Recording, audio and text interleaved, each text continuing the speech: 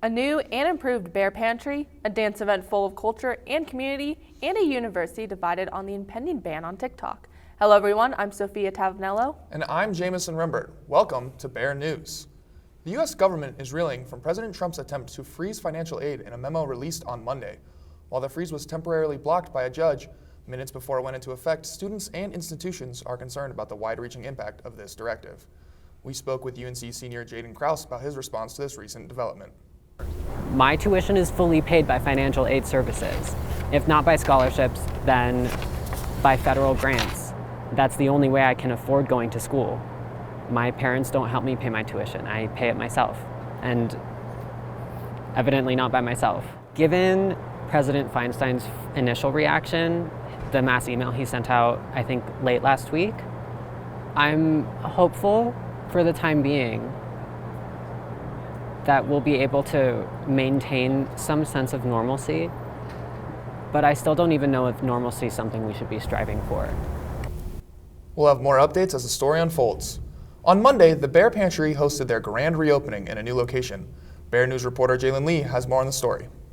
The Bear Pantry has recently changed locations to the first floor of the University Commons, right in between Subway, Munchie Mart, and the Mana Joe Salon.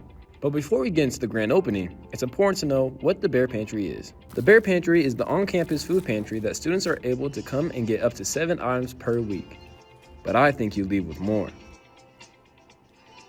The pantry has multiple basic necessities such as menstrual products, different canned foods,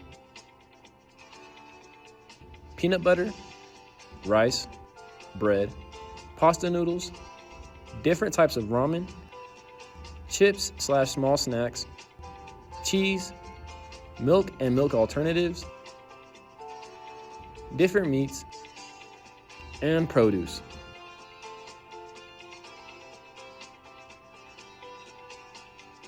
And don't worry, if you're like me and hate to eat your vegetables,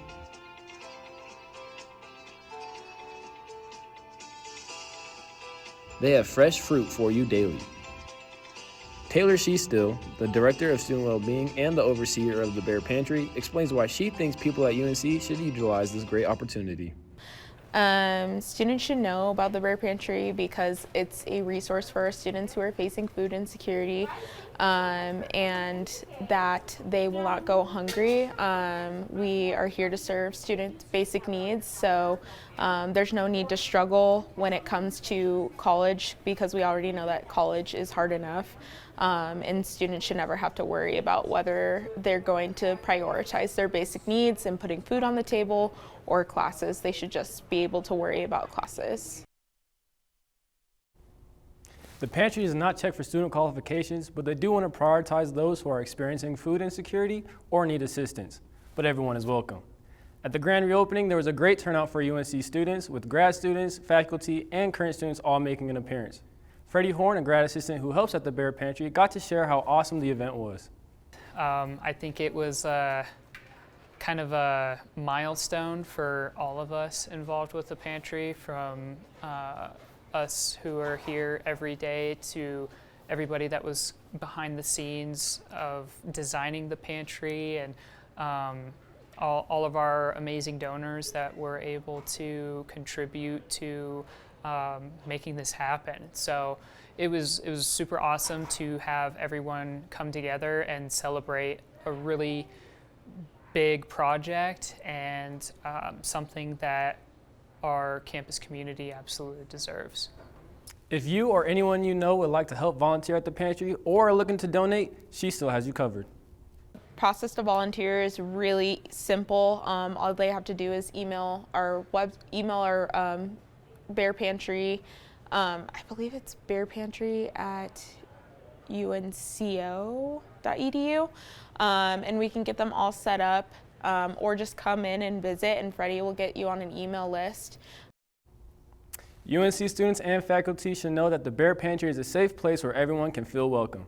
I'm Bear News reporter Jalen Lee. Back to you, J-Mo. Every week, the Department of Health conducts inspections on retail businesses in Weld County, ranging from schools to restaurants, to see if they are following proper protocol and staying sanitary. If an establishment meets the fundamental food safety standards, then they pass. If a violation is caught and correctable, the establishment We need to be inspected at a later date. And if significant health hazards are found, then the building will be marked as closed and will cease operations until conditions and violations are corrected. Over the past couple of weeks, 19 establishments in Greeley were inspected and only 4 received a reinspection grade. Old Chicago and Buffalo Wild Wings on West 29th Street, Cancun Mexican Grill on West 11th, and China Kitchen Greeley on Center Place Drive will all need to be reinspected at a later date. No establishment has received a closed grade since Ambrosia Asian Bistro was handed one back in late December. The restaurant closed for a few weeks and reopened after the reinspection on January 7th. Students at UNC, including many here at Bear News, use TikTok as a means of finding out what's going on locally, nationally, and internationally. But with the controversial banning and worries about data breaching, the future of the app is in question. TikTok might be getting banned. I just think it's ridiculous. The popular app is known nationwide for its viral videos and creative content, becoming a platform for connection, education, and expression. I like following people on it and like watching their stories through it and everything, and it has good like experiences that like I wouldn't be able to see like through Instagram, and I follow people that do nursing and take their tips and stuff like that. The United States government implemented the ban due to the concerns over its ties to China and fears of data sharing. I just pretend it's not happening. However, University of Northern Colorado students aren't too concerned with that. I'm sure that they're taking data, but I think that like you can take data from anything on your phone. It doesn't necessarily have to be TikTok. Some students worry more about other ways data gets stolen. My student information from high school was actually leaked from College Board. They had a massive data breach, which I think College Board has a lot more important information of mine than TikTok ever would. They had Social Security, they had my academic records, they had my address, and I never share that stuff with TikTok. Due to the app's popularity, Tatum believes the ban won't last. I think it'll probably stay unbanned. I don't know, I think if enough people like have an issue with it being banned, they'll keep it unbanned, but I mean, I don't really mind either way. It's not really gonna affect my life. Greg, though, isn't so sure. I think it will be banned. I think after the 75-day extension on the ban, I think it's just going to get banned. I don't think that the CEO will give up having that kind of that app. I feel like it's really ingrained in a lot of social media and a lot of pop culture right now. Pop culture indeed. TikTok generated an estimated $16 billion in 2023, with an increase of almost 70% per year. There are nearly 2 billion monthly active users, and the app has been downloaded over 4 billion times. It's a great way to get a lot of ideas for stuff that we could cover, things that are happening on campus, what people are talking about really. I use it probably more than I am supposed to use it. TikTok is the biggest social media app, leaving many wondering when their last scroll will be.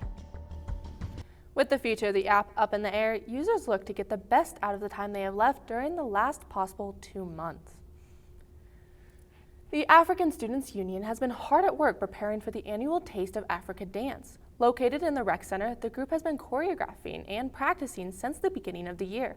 The student-taught dances are country-themed, and the event aims to give audiences an authentic sample of African culture. The dance will take place in the University Performance Center in the UC February 1st and will include an engaging concert-like experience featuring large group dances along with solo performances. The students meet 5 days a week to perfect their show, so prepare yourself for a taste of African culture. Sina Bagidi sat down with us detailing what makes him enjoy the process. My favorite part is, getting to get closer with, all of, my co-dancers, getting to see each other, every day of the week and, hanging out with one another. It helps us, to draw closer and, strengthen our bond and our sense of community. Tickets are available both online and at the door, so make sure to grab yours. Well, are the Super Bowl poll results in yet?